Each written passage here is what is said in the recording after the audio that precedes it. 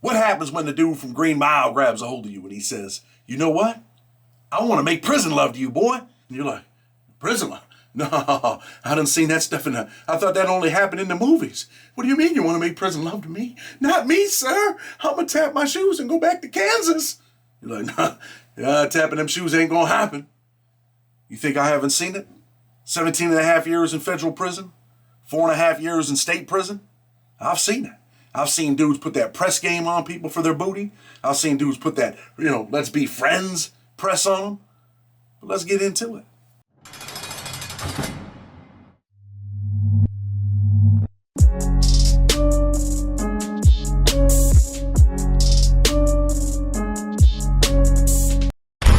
Another audios, motherfucker. I don't want to do this, man. I'm just a bartender. I like another audio. I'll serve your ass good right another there. one. You want Yes, another sir. one?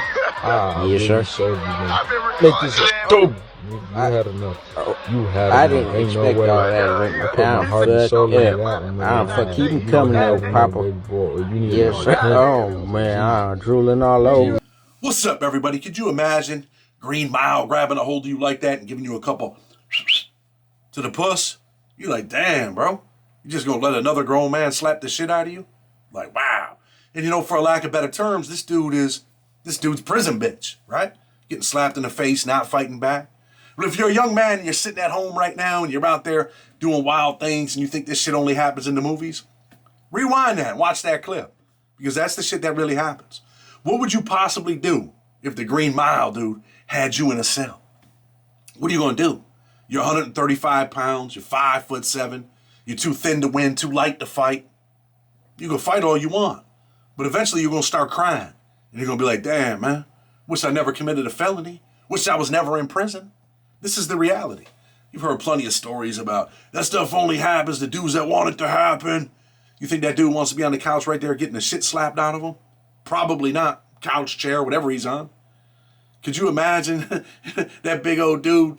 Man, I love you, boy. Bong, bong. You love me. What the This is the reality. These are the things that do happen. 90% of the time it happens to dudes that want it to happen, right? But sometimes there's dudes in there that will put that press game on you. And this dude's grabbing a hold of the kid in the clip. Boy, he an ugly motherfucker too. Boy, you gotta be a bad MF or you want to jump on that thing. What the? I'm not into dudes, man. Just letting you know. Shouldn't joke about that stuff, man, because it's serious, right? It's serious. When another man grabs a hold of you and he just wants to throw you around like a rag doll. What do you think that dude does to that dude in the cell? Hold on, man. Don't think about that shit, man. No, hell no. We shouldn't even be thinking about that. But today we're going to go on a trip. We're going to go to New York State Prison. We'll go to the feds. And we're going to talk about a few things. I was a youngster in New York State Prison. And I hadn't been to many prisons at the time.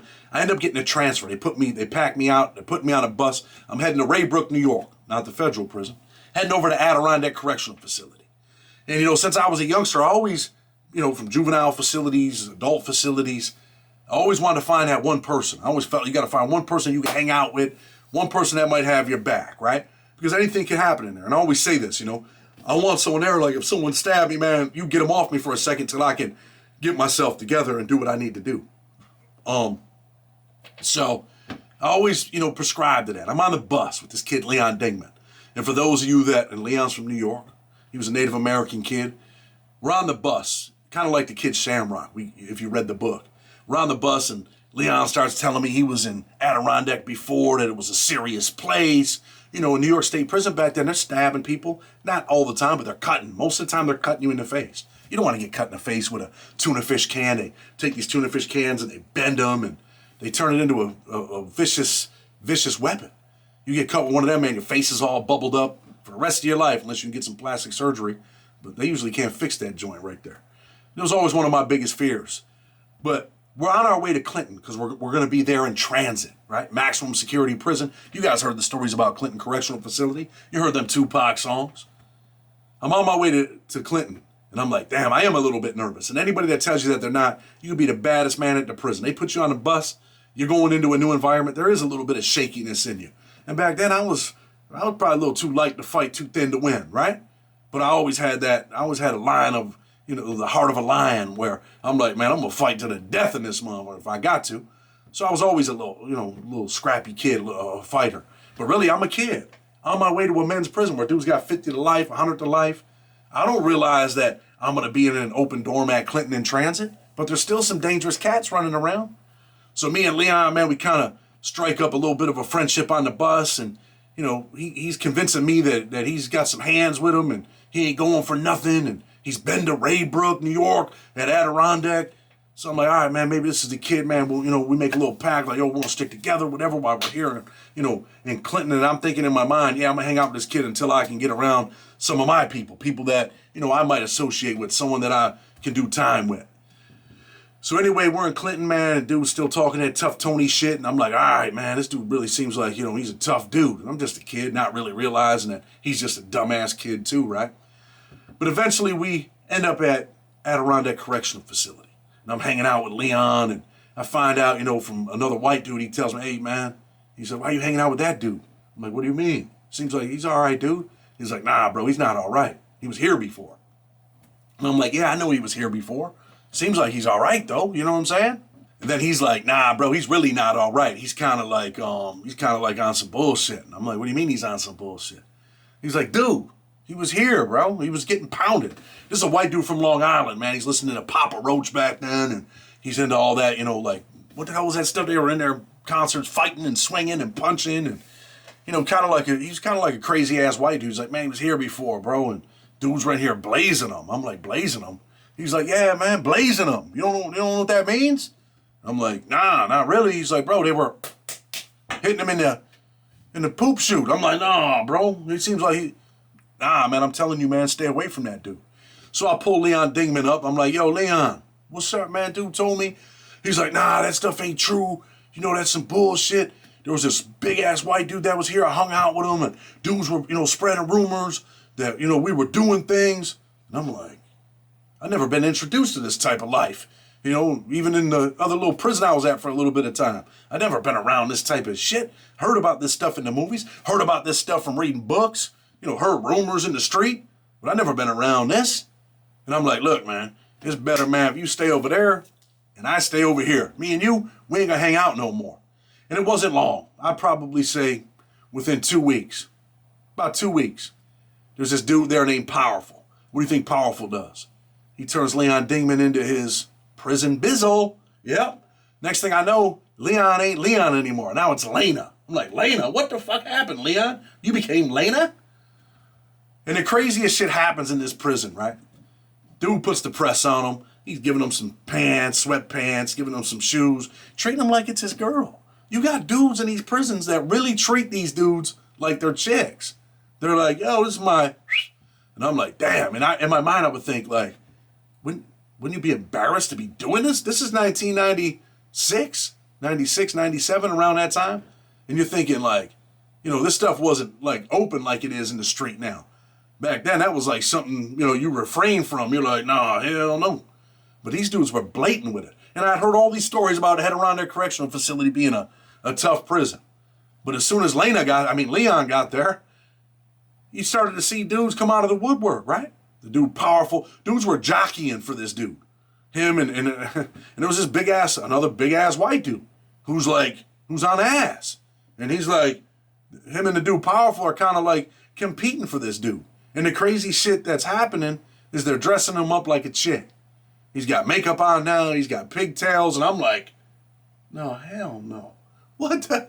And I'm like, I'm glad that kid from Long Island told me to stay away from that dude. Man, let me hear your headphones, bro. You got Papa Roach on? I need something to drown this shit out. Like, ah. He's listening to Limp Bizkit. So anyway, how do these things happen? They start taking this kid in the bathroom, man. You know, this is a open dorm type setting. They're rooms, but there's beds in there. The door's open. You can walk in and out. They got a community bathroom. And they're down there in the stall that night. The cop don't care. The cop leaves. After, you know, lights out, he's outside hanging out with the other cops, and they're in these things like blazing this dude. And I'm thinking, damn, bro, they're like passing the cat around. And I'm thinking, this shit's outrageous. Like, how is this even happening? Next thing you know, man, the white dude and the black dude, they end up in a fist fight. Yeah, they start fighting. There ain't no cutting. Ain't no tuna fish cans, no razor blades.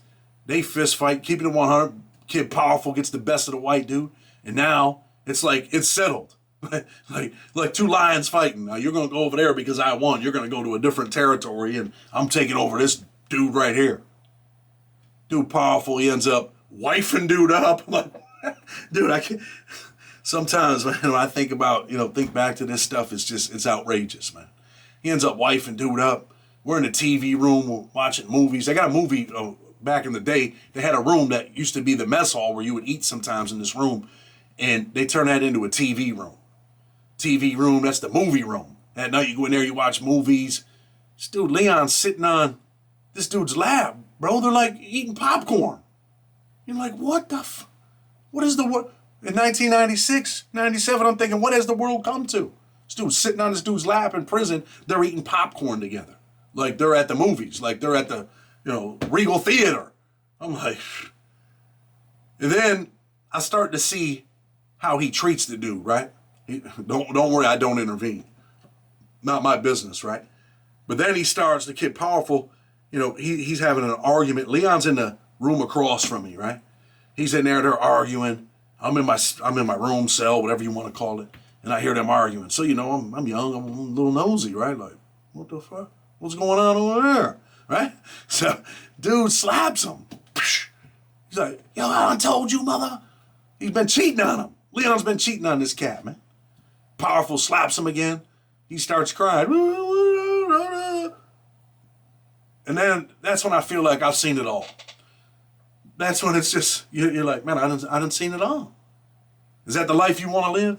You want to be that dude? Where you go in there and you think, man, I'm sure Leon went in there, he thought he was a young man. And these dudes done turned him out. They hard press him. He's got dudes slapping him in the face. The dude powerful was a former 5%er, and then he becomes, for those that know, he's Monkey Cypher. That's what he becomes. Chad, why you spitting out the mathematics like that, man? Don't do that, man, with the alphabet, man. I mean, I'm calling it what it is. That's what it is. You guys heard the story where in the feds, the white kid came on, he did the interview. He said, hey, man, his cellie taps him on, taps his bed, like, yo, what's up? He said, hey, what's going on, man? He has a knife to his neck. He tells him, hey, man, get down. Get down, what do you mean? You know what time it is. This is prison. And dude's like, well, I had no choice. He had a knife, and listen, I don't know about you, and plenty of people can comment and say, hell no, they got to kill me. And that's how I feel. You'd have to kill me, man. You got to take my life. We're going to fight until the death in here. Either I'm going to win or you're going to win. But I'm definitely not, jumping off the bunk like dude did, and no, that ain't happening. But this stuff does happen. Happens in federal prison, happens in state prison. Sometimes you get the dudes that, they want to kind of friendly press you. And that's what happened with the kid from Maine. This is homeboys in the cell with East Coast, baby. Dude that's well known in the East Coast car. Like, he's an all right dude. You're like, yo, we're friends, homie. We're eating together. We're hanging out, man. We're working out together. We're outside jogging. We're outside. We're doing pull-ups. Next thing you know, dude's trying to knock you out and do pull-ups on your back. What the? Yeah, because you thought he was your friend. That's the friendly press where they act like, yo, we're all right. Dude's a whole lot bigger than you. Starts choking you like you're a chick.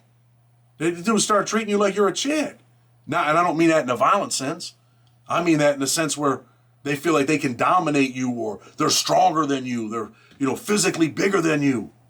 And the next thing you know, man, they got you in the Heimlich and you're not choking. Well, you're not choking yet, but eventually you're going to be choking. That's prison. That's that prison love. That's that, yo, I'm going to put this hard press on you. And people die in there. I spoke about the kid from D.C. He goes in there with a little sentence. He's on ass. Next thing you know, he's beefing over a dude, and he kills another dude in prison. And he ends up with a life sentence. I think this was in Atlanta. He kills a dude in Atlanta over another dude. These dudes, yo, you have an out date. You're going home in 4 or 5 years. Now you're never getting out of prison. This is the reality. This is just a little small clip for tonight, man, but we'll be back at you tomorrow. With respect, Blood on the Razor Wire TV. If you're a young man and you don't want this to happen to you, you probably should change your decisions.